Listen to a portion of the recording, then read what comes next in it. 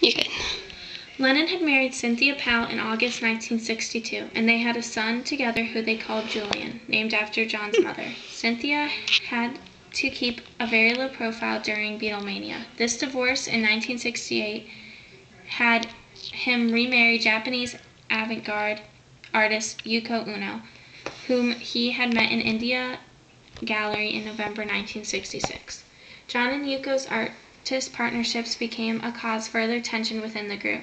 Together they invested and formed a peace protest by staying in their bed while being filmed and interviewed, and together recorded the name of their band, the Plastic Ono Band. Give Peace a Normal Chance became a national anthem for pacifists.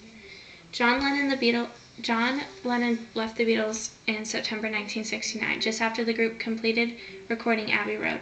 The news of the breakup was kept secret until McCartney announced it in his departure in April 1970, a month before the band released Let It Be, recorded just before Abbey Road.